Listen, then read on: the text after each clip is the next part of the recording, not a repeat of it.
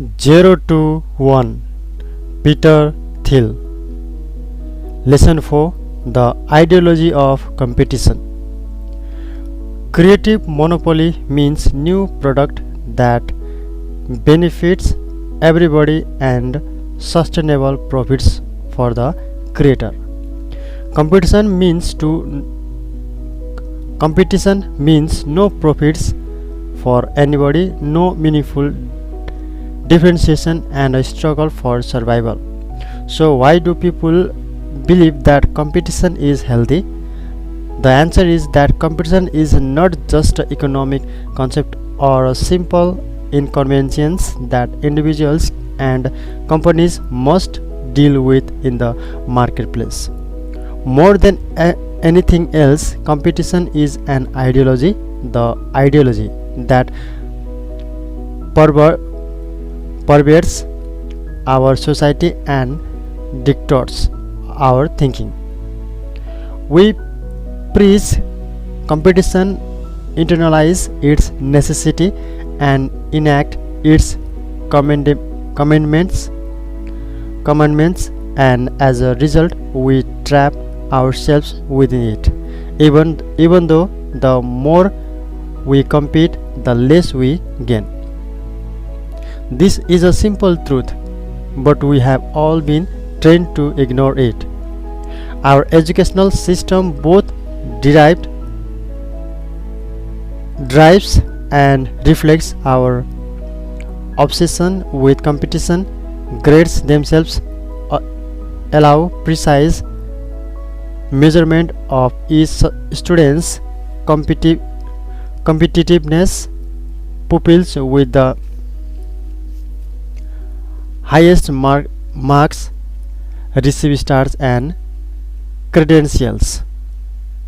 We teach every young person the same subjects in mostly the same ways, irrespective of individual talents and preferences. Students who don't learn best by sitting still at a desk are made to feel somehow inferior, while children who excel on conventional measures like tests and assignments end up defining their identities in terms of this widely contrived academic parallel reality. And it gets worse, and as students ascend to high levels of the tournament, elite students climb confidently until they reach a level of competition sufficiently intense to beat their dreams out of them. Higher education is the place where people who had big plans in high school get stuck in fierce rivalries with equally smart peers over conventional careers like management, consulting, and investment banking. For the privilege of being turned into conformist, students or their families pay hundreds of thousands of dollars in skyrocketing tuition that continues to outpace inflation. Why are we doing this to ourselves? I wish I had asked myself when I was younger. My path was off track that in my 8th grade yearbook, one of my friends predicted accurately that 4 years later I would enter Stanford as a sophomore. And after a conventionally successful undergraduate career, I enrolled at Stanford Law School, where I completed even harder for the standard badge of success. The highest prize in a law student's world is unambiguous out of tens of thousands of graduates each year. Only a few dozen get a Supreme Court clerkship, After clerking on a federal appeals court for a year, I was invited to interview for clerkship with Justices Kennedy and Scalia. My meetings with the justices went well. I was so close to winning this last competition. If only I got the clerkship, I thought I would be set of life, but I didn't. At the time, I was devastated. In 2004, after I had built and sold PayPal, I ran into an old friend from law school who had helped me prepare my failed clerkship applications. We hadn't spoken in nearly a decade. His first question wasn't, "How are you doing?" or "Can you believe it's been so long?" Instead, he grinned and asked, "So, Peter, aren't you glad you didn't get that clerkship?" With the benefit of hindsight, we both knew that winning that ultimate competition would have changed my life for the worse. Had I actually clerked on the Supreme Court, I probably would have spent my entire career taking de- depositions or drafting other people's business deals instead of creating anything new. It's hard to say how much would be different, but the opportunity cost were enormous. All our holds scholars had a great future in their past. War and peace. Professors downplay the cutthroat culture of academia, but managers never tire of comparing business to war. MBA students carry around copies of Clausewitz and Sun Tzu war metaphors embed our everyday business language. We use headhunters to build up a sales force that will enable us to take a captive market and make a killing. But really, it's competition, not business, that is like war. Allegedly necessary, supposedly valiant, but ultimately destructive. Why do people compete with each others? Marx and Shakespeare provide two models for understanding almost every kind of conflict. According to Marx, people fight because they are different. The proletariat fights the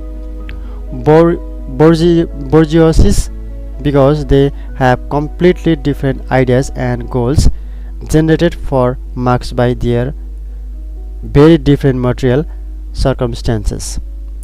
The greater the difference, the greater the conflict.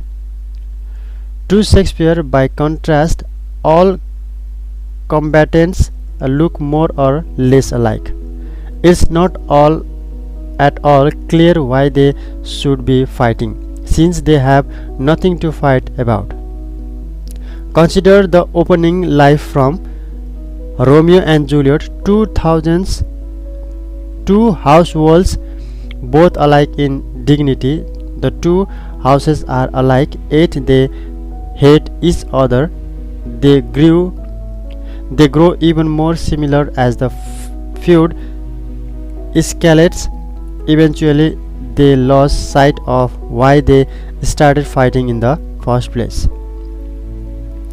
In the world of business, at least Shakespeare proves the superior guide inside a firm. People become obsessed with their competitors for career advancement. Then the firms themselves become obsessed with their competitors in the marketplace. Amid all the human drama, people lost sight of what matters and focus on their rivals instead.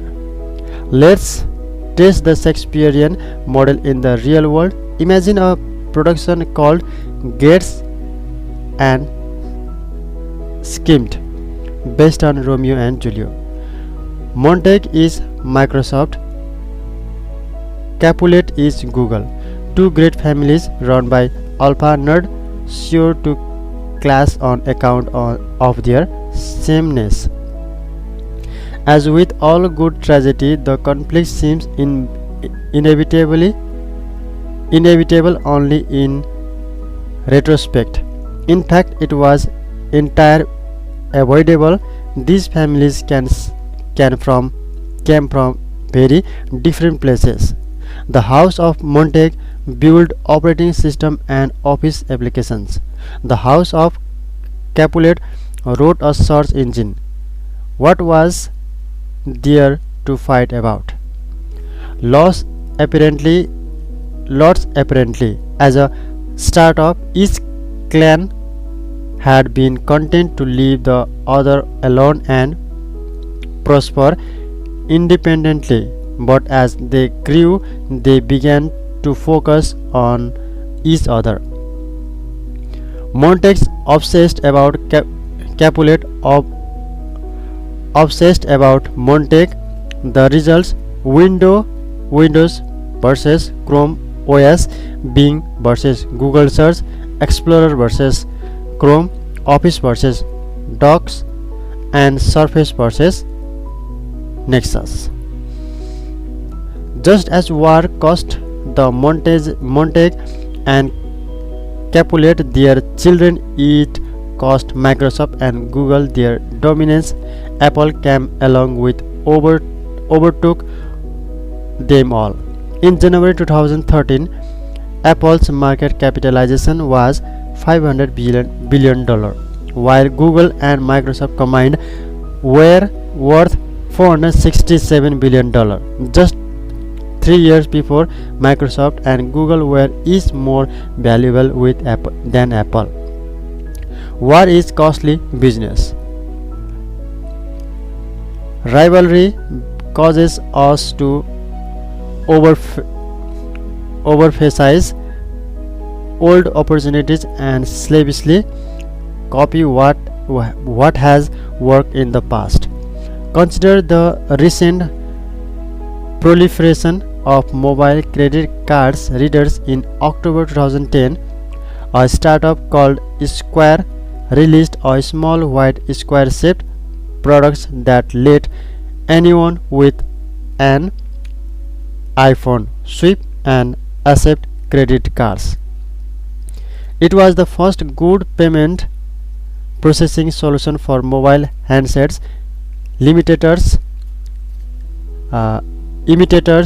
promptly sprang into action.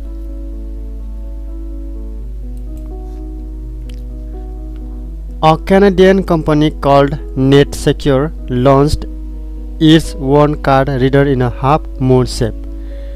Intuit brought a cylindrical reader to the geometric battle. In March 2012, eBay's PayPal launched its one copycat card reader.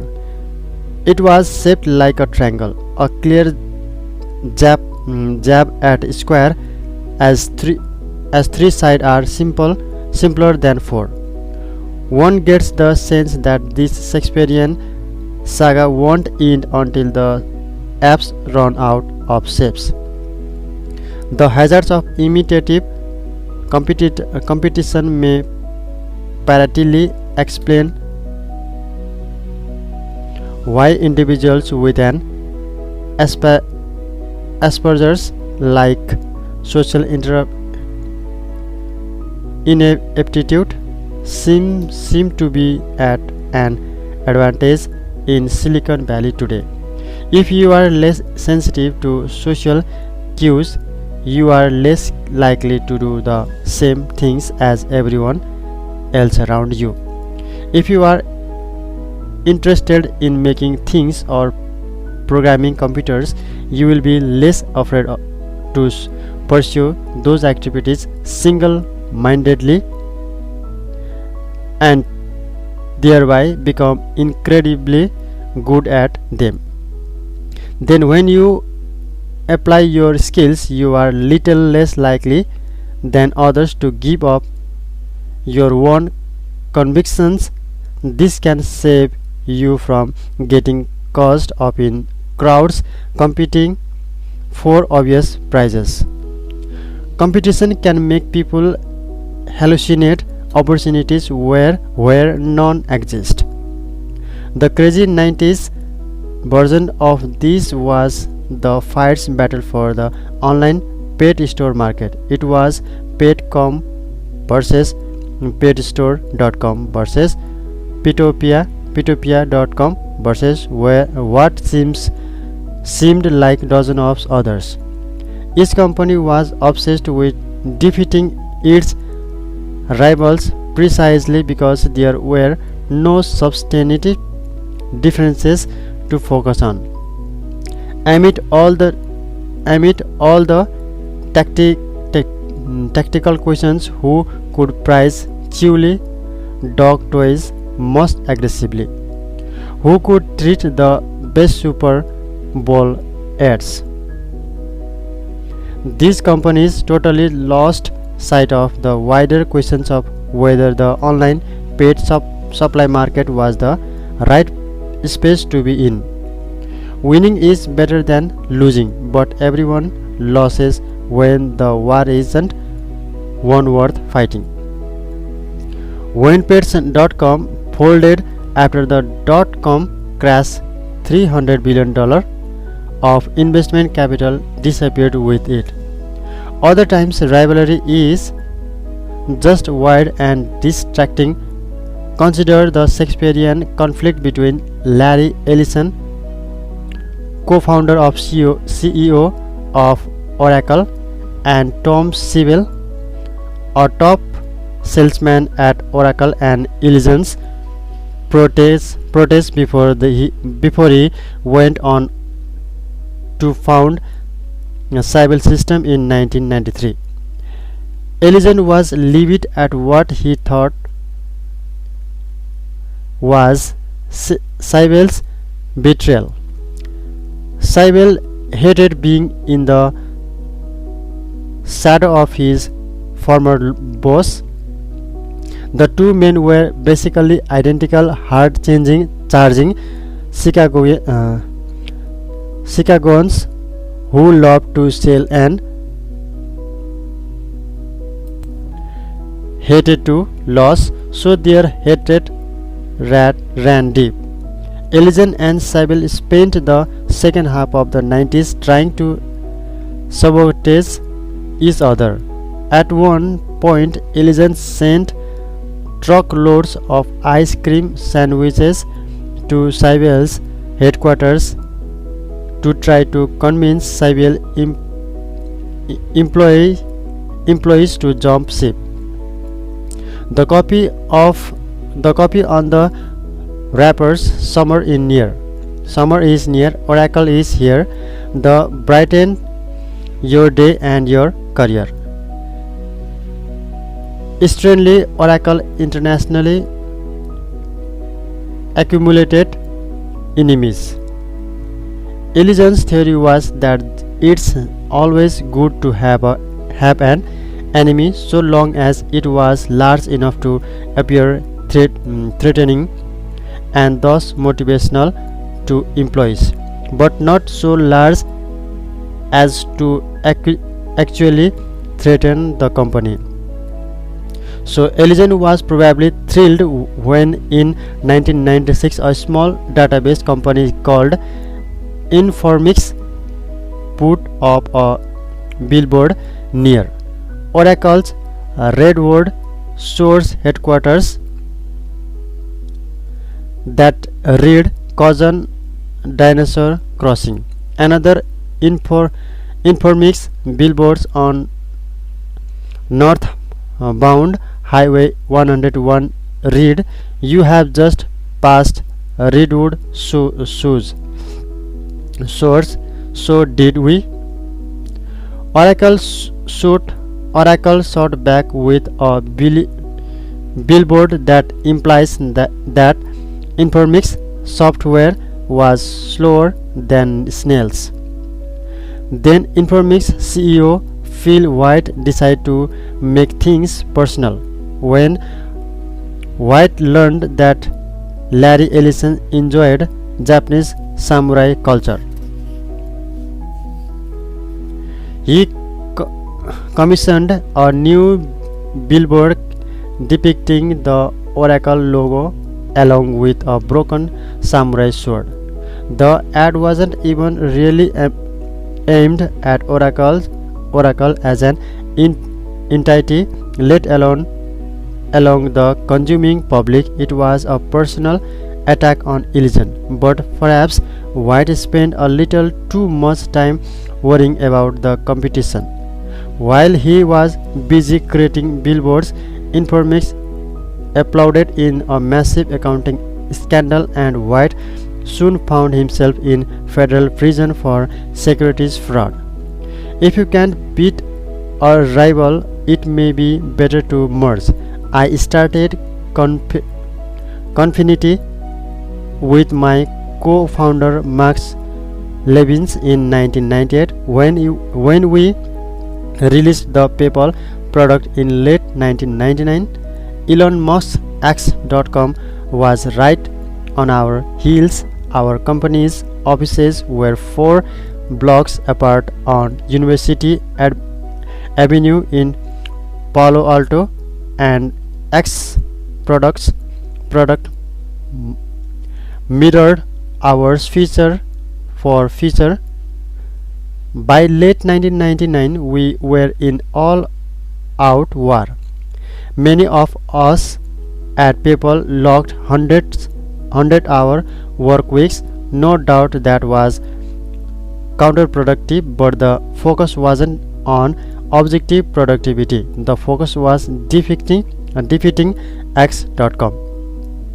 One of our engineers actually designed a bomb for this purpose. When he presented the schematic as a team meeting, calmer head prevailed, and the proposal was attributed to extreme sleep deprivation. But in February 2000, Elon and I were more scared about the rapidly inflating tech bubble than we were about each other. A financial crash would ruin us both before we could finish our fight. So in early March, we meet on neutral ground, a cafe almost exactly equidistant to our offices, and negotiated a 50-50 merger. De-escalating the rivalry post-merger wasn't easy, but as far as problems go, it was a good one to have. As a unified team, we were able to ride out the dot-com crash and then build a successful business. Sometimes you do have to fight. Where that's true, you should fight and win. There is no middle ground. Either don't throw any punches or strike hard and end it quickly. This advice can be hard to follow because pride and honor can get in the way. Hence Hamlet exposing what is mortal and unsure. To all that fortune, death and danger dear. Even for a excel rightly to be great is not to stir without great argument, but greatly to find quarrel in a straw, when honors as the stake. For Hamlet, greatness means willingness to fight for reasons as thin as an eggshell. Anyone would fight for things that matter. True heroes take their personal honor so seriously that they They will fight for things that don't matter. This twisted logic is part of human nature, but it's disastrous in business. If you can recognize competition as a destructive force instead of a sign of value, you are already more sane than most. The next chapter is about how to use a clear head to build a monopoly business.